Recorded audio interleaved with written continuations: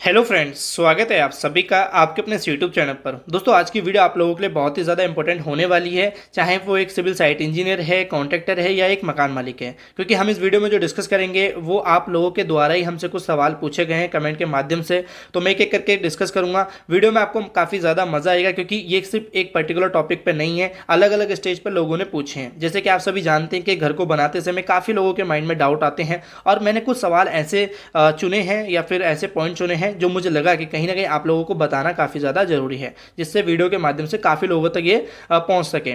तो वीडियो को आगे बढ़ाने से पहले कहना चाहूँगा, अगर आपने अभी हमारे चैनल को सब्सक्राइब नहीं किया तो सब्सक्राइब कर लीजिए, साथ में बेल आइकन को ऑन कर लीजिए और इस वीडियो को लाइक करना और अगर डिसलाइक करना अगर नहीं लगे अच्छी तो, और साथ ही कमेंट में कुछ भी टाइप कर देना, बट कर देना।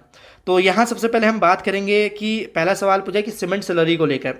बेसिकली सीमेंट स्लरी क्या होती है मैं आपको बताना चाहूँगा। सीमेंट स्लरी को साइड भाषा में सीमेंट का घोल भी बोलते हैं। ये हम कब कब इस्तेमाल करते हैं, कुछ लोग आप देखेंगे कि जब स्लैब कास्टिंग करते हैं तो उससे पहले ये सीमेंट स्लरी डालते हैं। अब ये हर जगह नहीं अप्लाई करते हैं। आप मुझे बताना कि आपके एरिया में या आपके स्टेज में ये यूज़ होता है या नहीं, तो मुझे कमेंट में बताना। तो इसका क्या रेशो होता है? देखिए, रेशो तो ऐसा कुछ है नहीं कि आपको इतना रेशो डालना है या इतना पानी या इतना सीमेंट। अब नॉर्मली क्या होता है कि आप एक पानी जब लेंगे किसी बकेट में या बाल्टी में, तो उसमें सीमेंट डाल के आप उसको बस एक मिक्स करके एक अनुमान लगा सकते हैं कि भाई कितना गाढ़ा हो चुका है। जितना गाढ़ा आपको रखना होगा या जितना पतला रखना होगा उतना आप सीमेंट मिला सकते हैं। कोई रेशियो मैंने ऐसा कहीं पढ़ा नहीं है या मैंने कहीं देखा नहीं है। ज़्यादातर साइडों पे ऐसे ही होता है। नॉर्मली बस आपको ज़्यादा गाढ़ा भी नहीं करना है और ना ज़्यादा पतला करना है। नॉर्मली कह सकते हैं लिक्विड फॉर्म में बना लेना है।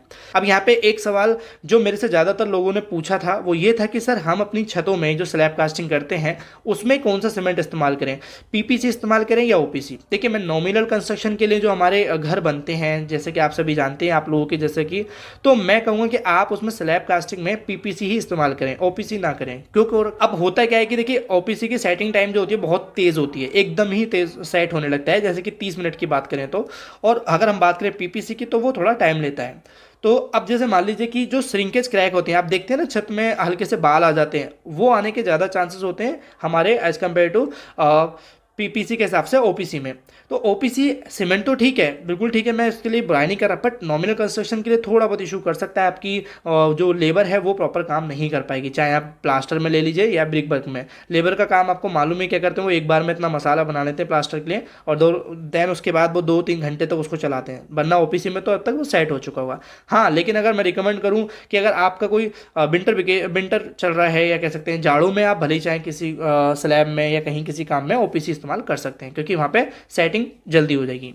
अब यहाँ नेक्स्ट सवाल की बात करें तो मेरे से पूछा है कि सर, जो हम डोर और विंडो लगाते हैं तो उसमें जो हमारे फास्टनट होते हैं, ठीक है, या फिर कहते हैं होल फास्ट जो होते हैं, होल फास्ट होते हैं ना, कि जो दीवार विंडो के और पास जो हमारे लेफ्ट एंड राइट में आपको दिखेगा कि हुक टाइप के दिखे होते हैं लोहे के, वो कितनी हाइट पे हमें लगाने चाहिए।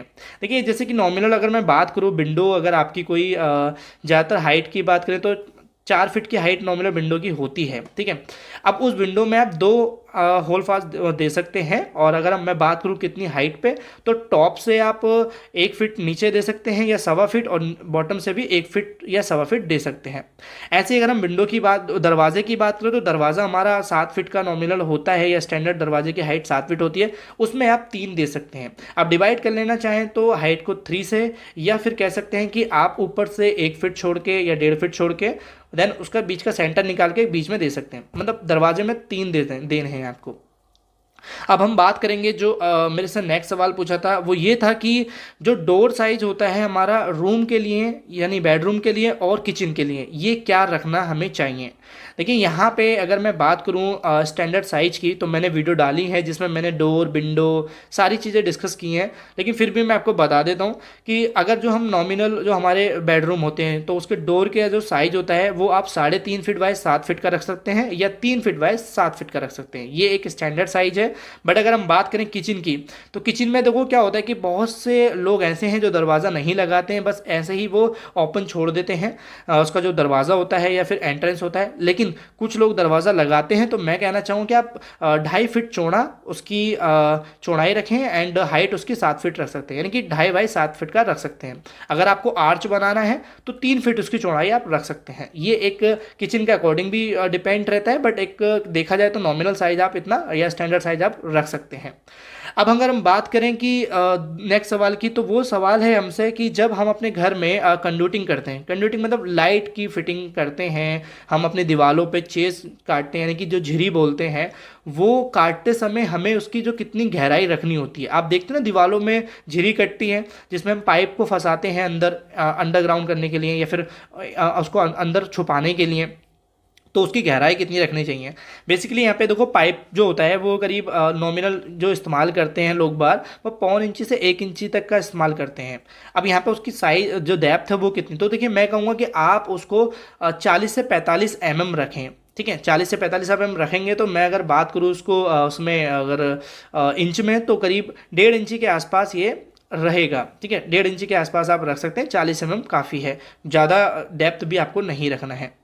अगर मैं नेक्स्ट सवाल की बात करूं तो वो मेरे से पूछा है कि पीओपी करने से पहले क्या हम छत पे पुट्टी करना ज़रूरी है, यानी कि सीलिंग जो होती है तो उस पर पीओपी करने से पहले हमें पुट्टी करना ज़रूरी है या नहीं, शायद ये पूछा है। हाँ, तो मैं कहूँगा कि आपको कोई ज़रूरत नहीं है।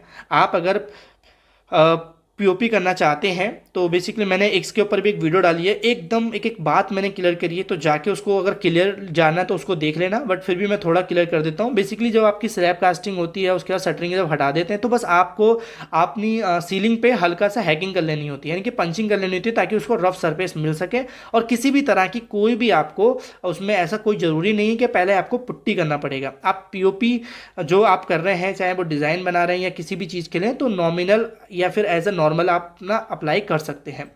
तो ये कुछ ऐसे सवाल थे दोस्तों जो आप लोगों ने मेरे से पूछे हैं। जिन लोगों ने भी पूछे हैं उन लोगों के लिए मैं कहूँगा कि आप लोगों को रिप्लाई मिल गया होगा। इनकेस अगर आप लोगों में से भी आपके घर बन रहे हैं, जाहिर सी बात है, और आपको भी काफ़ी डाउट रहे हैं, तो आप मुझे इंस्टाग्राम पे मैसेज ज़रूर करना, क्योंकि मैं वहाँ पे एक्टिव भी रहता हूँ और आप लोगों को रिप्लाई कभी भी दे देता हूँ। क्योंकि वीडियो यूट्यूब पर मैं ज़्यादातर जब भी आता हूँ जब मैं वीडियो डाल रहा होता हूँ, बट इंस्टाग्राम पर मेरे पर्सनल अकाउंट भी रहते हैं, बट वहाँ पर आप मुझे मैसेज कर सकते हैं। अगर पेज अच्छा लगे तो फॉलो भी कर सकते हैं, एंड उसके साइट के कुछ फोटो भेज देंगे ताकि मुझे भी आइडिया मिल सके।